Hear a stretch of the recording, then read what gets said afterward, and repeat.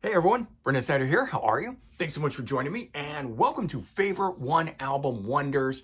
So these are bands that were one and done, right? Got together just long enough, made one album, and for whatever reason we're not going to say didn't record another album because some of these bands might have, but it remains unreleased, right? So we as the public only know one album.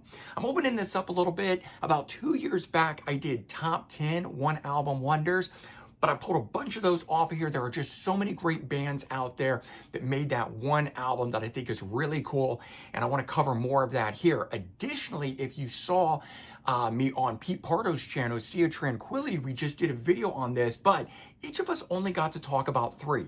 And at the end of it, we were all rattling off all these other ones. And so it just made me realize how many great one album wonder bands there are. And so I wanted to do this episode here to really dive into it. I'm going to cover 10 more albums like that. We'll get into it here in just a bit. But before we start, if you're new to my channel and you haven't already hit the subscribe button, please do. Also leave a comment, hit like. All those things do help support my channel. I'd greatly appreciate it. And of course, as an added bonus, if you turn on notifications, you'll never miss an episode here on my channel where we're talking about really cool things like this, Favorite One Album Wonders.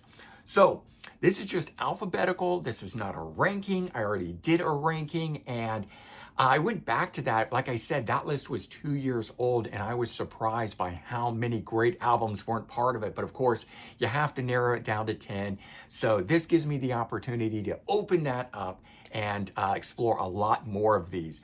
And one of them that maybe just didn't come to mind, I don't know, but I think I briefly mentioned this one on the Sea of Tranquility show, but I didn't get to talk about it, is the progressive rock band Anderson Ponty Band. So better late than never. This album here comes together with two people from the progressive world, but we've got John Anderson from Yes joining up with the violinist from Frank Zappa Band, and of course he's probably best known solo-wise. So Jean-Luc Ponty, John Anderson coming together to form the Anderson Ponty Band.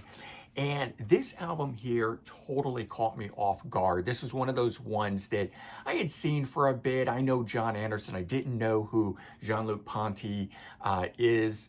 So it was one of those ones that I didn't check out immediately. When I finally stopped to give it a listen, it blew me away. And ever since, and it has become one of my favorite albums. It's a go-to album. If I'm not in the mood for anything, I could pull this album out. This is slowly becoming one of those, what I would call a perfect 10 album. So, I had just recently filmed an episode of that where I invited Pete Pardo and Grant and Phil onto my channel, some other great YouTube contributors.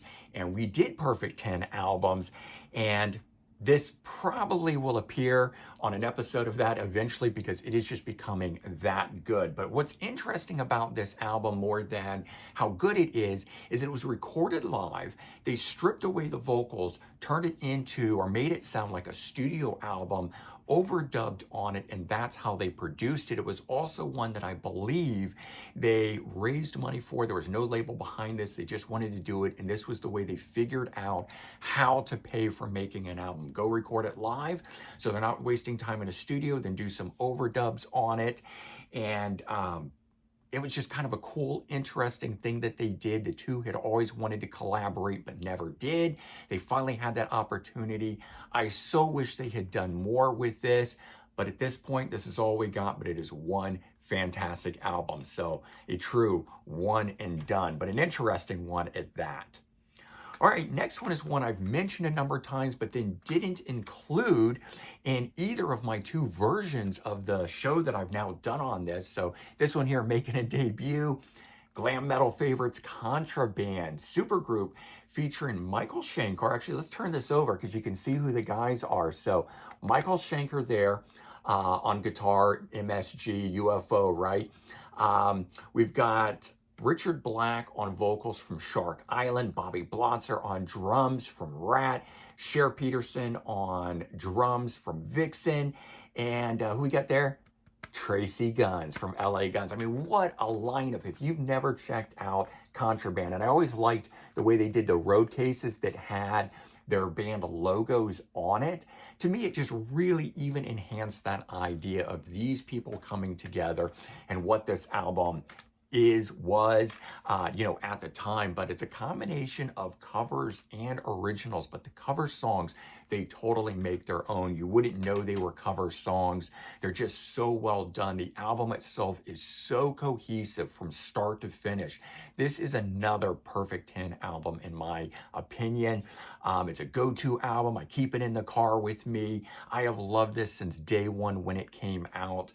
But this album here, this should have been huge. It just came out a little too late. This was after Rad had called it a day. A bunch of these groups were going on hiatus or just whatever because of the times changing. And unfortunately, while it got some good radio play and a little bit of MTV play, it didn't really catch on. Glam metal was done by that point. But some of the standout tracks on here, all the way from Memphis, on here, the Ian Hunter song, Not the Hoople guy, right? You've got, the other one was Loud Guitars, Fast Cars, Wild Wild Women. Those two were singles. Those were on the radio. If you remember radio and glam metal from back in the day, check out those two tracks and you may well know who this is or know those songs and be pleasantly surprised by how great the rest of this album is. So just cool guys coming together. A lot of these one and done bands, not really one, I mean, they're kind of one hit wonders, but one album wonders. Or a lot of these are super groups that made that one album and maybe it failed, it didn't take off because we probably would have been hearing more if that had been the case. And then a lot of times these guys went back to their respective groups thereafter.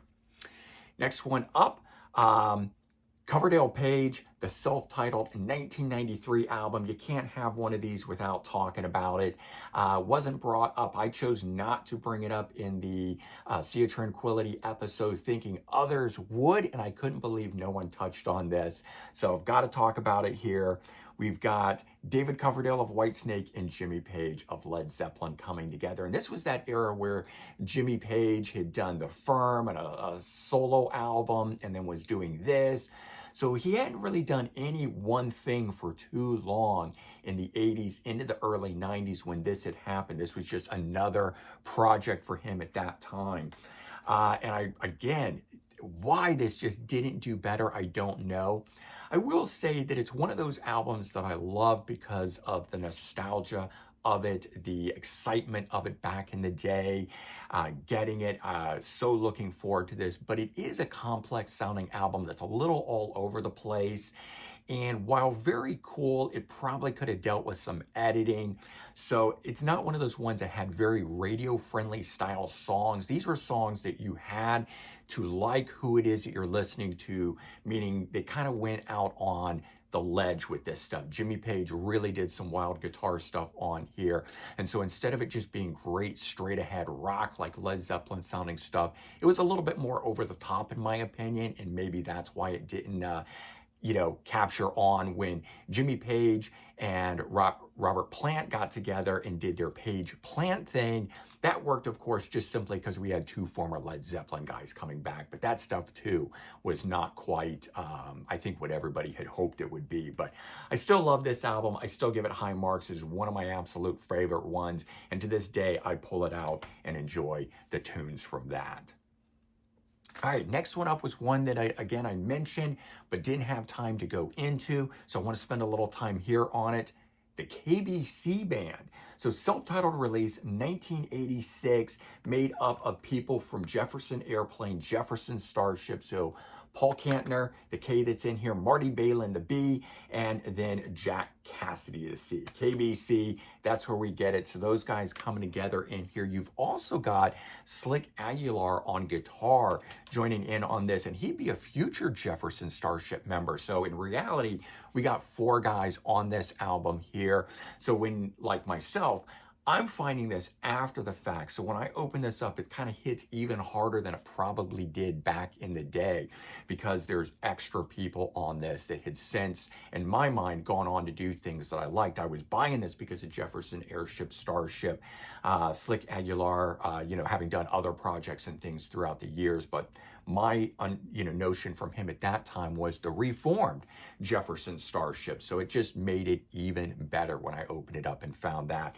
But all the songs on here, again, I don't remember or know this from the time that it came out in '86. But the songs that are on here, Mariel, It's Not You, It's Me, or It's Not You, It's Not Me, that song right there, absolutely classic sounding stuff.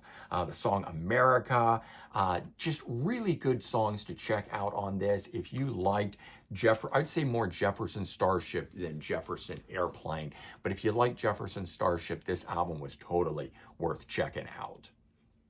All right, this is the album here that actually prompted the Sea of Tranquility show. And I, again, mentioned it in the show, but said I was skipping past it because I had already talked about it in a previous episode with them on a whole other topic. So Keats, self-titled release from 1984. Most people not familiar with this at all, don't know anything about it, but it is an Alan Parsons Project offshoot. Strangely enough, named after a restaurant called Keats that I don't remember which member of the band thought that it would be a good idea, but he earmarked it for that. That's how they got the name. I think the name probably hurts it a bit. It's sort of like, what does that mean? Where does that come from? Nobody in the band was named Keats. So who you have in this, though, is a who's who of different bands, but we got three Alan Parsons Project members. Colin Blunstone on vocals, Ian Berenson on guitar, and David Payton on bass. But then we also have Pete Bardens on keyboards from Camel and Stuart Elliott on drums from Cockney Rebel. So it is really a super group coming together, but really known as an Alan Parsons Project offshoot. If you love Alan Parsons Project, you never checked this out or know what this is, but you want more that sounds just like that, check this album out. I highly recommend it. I can't say enough good things about it. This is one of those albums that, again, finding after the fact, so I don't have any nostalgia or anything tied to it, but getting it, popping it on, and just falling in love with it from the very first listen. And it's one of those ones that I can pull out at any time and just listen to. Again, making it an absolute favorite album, which is why I wanted to include it in this list here for you guys. Give it some more love, give it a little bit more light shown on it for you, but hopefully have some more people check it out. Now, this one here is actually one that Pete talked about when we did our episode on his channel, but I love this one so much, and I didn't talk about it when I did my episode of the top 10 One Album Wonders, so I'm throwing it in here. Shadow King, self-titled release, 1991. It's the reason I'm wearing my Foreigner shirt here. We got Lou Gramm on vocals. This was a super group that was put together around him. We also have Vivian Campbell on guitar, who of course came from White Snake and Dio, but would go on to Def Leppard. So again, another one of these ones where guys that would, were great at the time, having come from somewhere, but would go on to do other things, just making these bands seem even bigger in retrospect. Another person, Bruce Turgan on bass, who would play with Foreigner, Kevin Valentine on drums. So who's who of different musicians from the late 80s, early 90s, and guys that would continue to go on and do stuff. But opening track, What Would It Take? That one there sounds like any fantastic, great Foreigner song. That should have been a monstrous hit. I don't know why it wasn't. Anytime, Anywhere, the second track on here, the same thing. So if you're a huge Foreigner Lou Gramm fan and you've never checked this out, this would be the time to do it. This is like the lost Foreigner album. I think it blows away Unusual Heat. As much as I like that album didn't quite have the power of the earlier Foreigner albums. But this one, Shadow King, I think did. And it probably should have done a lot better. Story goes that Mick Jones said to Atlantic, if you promote that album or it's more popular than the new Foreigner album, that he was going to quit the label or whatever, I don't know. And so this album was buried. I don't know if that's true. That is Lou Gramm saying that. And of course, a lot of people will say anything after the fact, but maybe it was. Either way, it did die on the vine. It got almost no promotion. This was one of those ones that I remember those songs on the radio, but didn't know who it was, and didn't find out about it until after the fact, and then got a hold of it. Okay, so here's one that I haven't talked about on any format, meaning a past episode from Sea of Tranquility or my first episode of the Top 10 One Album Wonders. St. Paradise, 1979 self-titled release featuring two former members of Ted Nugent's band. We have Derek St. Holmes on vocals and Rob Grange on bass, who not only was part of Ted Nugent's band, but goes back to the days of the Amboy Dukes, so even better there. Both these guys left Ted's band following the release of the double live Gonzo album in 79 or 78 it was actually, and it was recorded in 77. So somewhere around that point, they leave and form this group and put this album out in 79. Rounding out the lineup was Denny Carmassi on drums, who had the pedigree from Montrose. Gamma would go on to Heart. He, of course, played with Sammy Hagar. Fantastic stuff. This album here, I would say anybody who likes Whitford St. Holmes, which I really wanted to include in the list until they recorded a second album. So what was a one album wonder band forever, like 40 plus years, they did make a second album and put it out. So we can't count that one, but Brad Whitford and Derek St. Holmes coming together to do that. So we have St. Holmes instead that I chose to grab. But this one here, 1979, I think this was 1981, where we've got Brad Whitford of Aerosmith and having left Aerosmith, and Derek St. Holmes needing a home. This one didn't do anything for him, so he comes over to this, right? But either way, this album's fantastic, and I found it through this, meaning my love of this album led me here. So definitely, yeah, this is out on Wounded Bird. It's out of print, I'm sure, at this point, but it's probably been reissued on some other labels since that time. St. Paradise, always loved the album. Don't know what that means. Blowing a light bulb, who knows? Blowing a bubble, like bubble gum, but it's a light bulb instead. Something like that. That was the kind of stuff they did back in the 70s. So cool art. But just a great album. Good, straight ahead, late 70s rock and roll. Nothing more. If you're a fan of Ted Nugent, if you're a fan of Aerosmith, St. Holmes, that's the way to go. Or St. Paradise, but Derek St. Holmes. Derek St. Holmes is a guy that doesn't get enough love, in my opinion. What a great vocalist he is, but he's just overshadowed by the name Ted Nugent, even though he was the early on fantastic vocalist that was part of that group.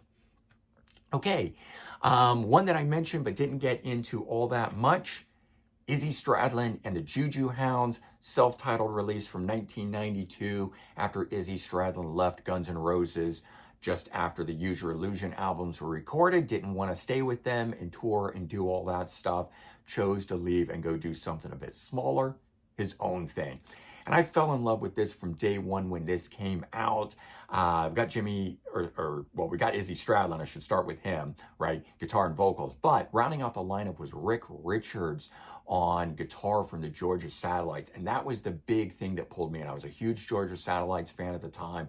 So mixing in GNR, Georgia Satellites, I thought, what could be better? Jimmy Ashurst on bass and Charlie Quintana on drums, who would go on to play with Social Distortion.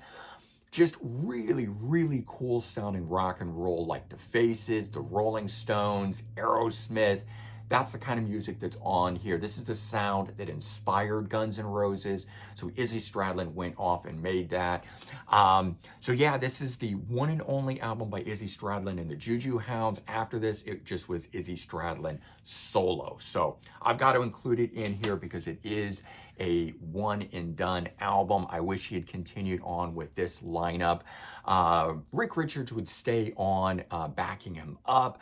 But as a band, the Juju Hounds, such a cool thing. And I always just thought that was such a cool band name too. I probably should have even worn my Izzy Stradlin and the Juju Hounds shirt for this, but I didn't. I didn't even think about it. I don't know. I associated Foreigner with Shadow King, so that's the way I went on it. All right, here's one that I would say I wouldn't normally often think of, but it's totally warranted that being here. And this is probably a band that ran under the radar for most of you guys out there. And I don't even know what category to put them in.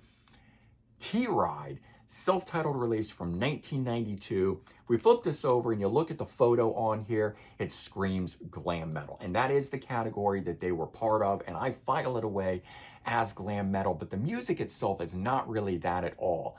However, if you can imagine Queen meeting Van Halen, that's probably the best way to describe this. Very complex vocal and instrumental arrangements on here.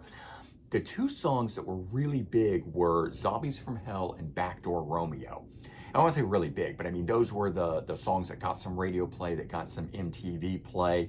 If you go back and check that stuff out, like I said, you're going to hear Queen, you're going to hear crazy guitar shred work on it like Van Halen.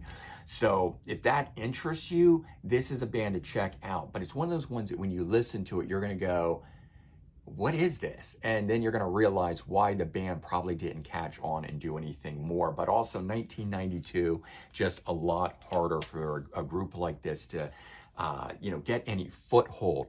Their songs, 3 of them did turn up in movies and TV. They appeared in Encino Man in 92, Captain Ron also 92, and a Baywatch episode. I don't know what year it was from, but they got their music out there, and again, it still didn't, capture anything, unfortunately. Their drummer, Eric Valentine, would go on to be a notable producer for the bands Smash Mouth, Queens of the Stone Age, and Third Eye Blind. So glad to see that he was able to go on and have a successful career outside of this band. And this is one of those ones where the band did record a second album, but to this date, it has remained locked up in the vault. We don't have it. And it wasn't completed, as I understand it. They were in the process of it. They had recorded about 7 songs and then lost their album contract. And so it never happened. And it'll probably never see the light of the day. There are boots out there. You can probably, I think, YouTube and find it that way. People have uploaded it because it's leaked, but never officially released. So I'm keeping them in the one and done category. All right, here's a band that might just change and not be able to be included later on. So I'm including it now. We're talking about Seattle rock band War Babies, self-titled release from 1992. Band formed in 88 by former TKO vocalist Brad Sinsel. And if you're not familiar with them, these albums have since been released, but late 70s era band. It's Brad on the cover here, and then this one here they regrouped in the 80s. So they've got 3 albums out that you can check out. Most people know Brad from TKO, but I didn't know that he went on to War Babies. And while grouped into the glam metal sound and everything, this has a much tougher, heavier vibe to it due to the way that Brad sings on it. So very cool sound to it, very cool vocals on it. You've also got Richard Stuyvesant on here, who played with the Fastbacks and would later play with Three Fish, who included Jeff Ament from Pearl Jam. Just another, Seattle connection there. But Brad Sinsel was kind of a Seattle hero, and even though he was doing this, and by the way, Jeff Ament actually played with War Babies for a while, so don't let the whole glam metal thing fool you. This was a band that was highly respected throughout the Seattle scene, even during the whole grunge movement, but the sound of it didn't tie into the way grunge sounded. So unfortunately, this didn't get a lot of love either. The debut single, Hang Me Up, was actually co-written by Paul Stanley from Kiss. So just lots of cool tie-ins and connections that should have made this album huge. Unfortunately, it didn't, but big vocals, amazing guitar, fantastic production on this. Check out War Babies. This thing is really, really good. I think it has since been reissued, and you can go find it. But they recently got back together. They scoured the vaults and put out an archival recording of stuff, so that's out there. But I have heard they're working on a brand new album. And that's kind of been what this was all about. I'm not talking about bands that had multiple archival things, but bands that put out one official album, and that's it, called it a day. So like I said, maybe in a year or so, I won't be able to include this one. So I decided I better include it here today. But for me, that's the favorite one album wonders. And I'm sure you're saying, hey, what about Blind Faith? Yes, talked about them so many times, so I didn't want to bring them back up. And just to refresh people's memories, I already talked about Hughes Thrall over on Sea of Tranquility, GTR, and Orion the Hunter. So I didn't want to recap that stuff here. If I do more episodes on this, and I've already got about 10 or 20 more of these that I could do, I may throw some of these in, but I want to let some more time pass between the episode. I wanted to try to give you a nice chunk of one and done bands, one album wonder releases that you could sink your teeth into and go out and explore if you don't already know who these are. So all right, everyone, let me know your favorite one album wonder bands, the one and done groups that got together, did only that one album, and let me know.